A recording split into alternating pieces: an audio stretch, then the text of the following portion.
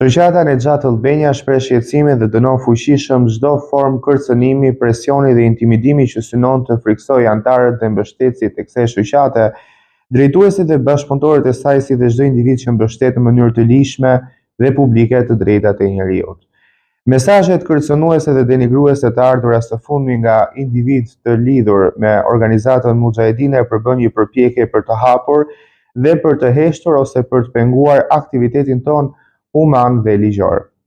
Dua ta them qartë për opinionin publik.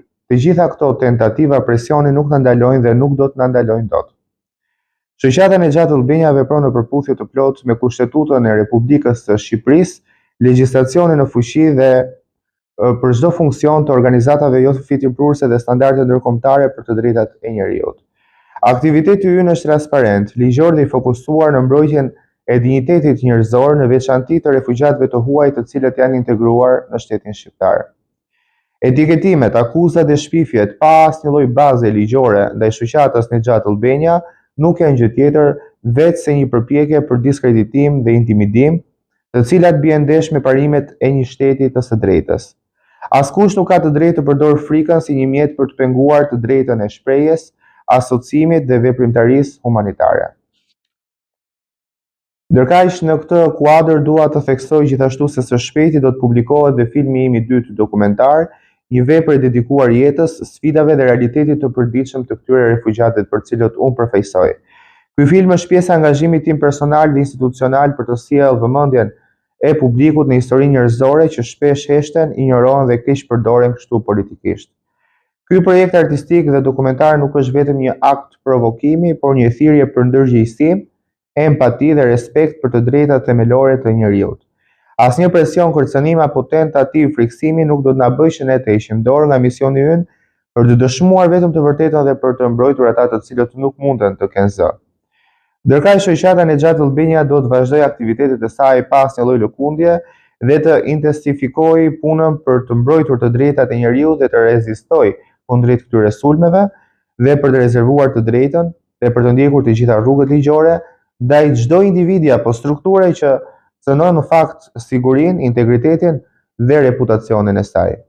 Ne besojmë se e vërteta, ligji dhe humanizmi nuk mund të ndalen dot nga kërcënimet. Faleminderit. Faleminderit.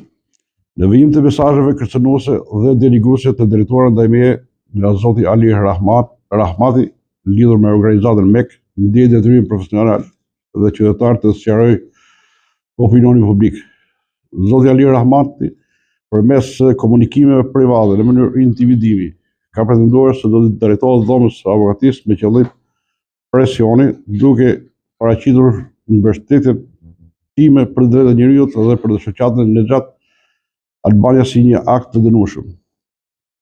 Kjo përvjen një përpjekje të qartë për të më fiksuar dhe për të më mbyllur gojën në ushtrimin e lirë të profesionit tim dhe bindjeve të mia ligjore. Duhet të bëj të qartë publikisht se mbështetja e të drejtave të njerëzit të një shoqate ligjore që kujdeset për refugjatët e huaj në Shqipëri nuk është shkelje ligji, por është në përputhje të plotë me Kushtetutën e Republikës së Shqipërisë, konventat ndërkombëtare dhe etikën profesionale të avokatit. Çdo formë kërcënimi, presioni apo tentative për diskreditim përbën vepër penale, e parashikuar dhe dënueshme nga legjislacioni penal shqiptar. Askush nuk ka të drejtë të përdorë institucione profesionale si mjet shantazhi për të heshtur zëra që mbrojnë ligjet dhe të drejtat themelore të njerëzit. Gjithashtu, akuza publike të bërë ndaj shoqatës Nexhat Albania janë të pavërteta, të bazuara në fakte dhe përbëjnë shpifje, duke cënuar rënd reputacionin e një organizate që vepron në mënyrë të ligjshme dhe transparente në territorin e Republikës së Shqipërisë.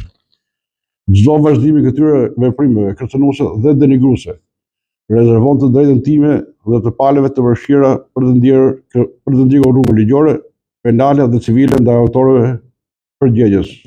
Me respekt, avokat Ilir Murra.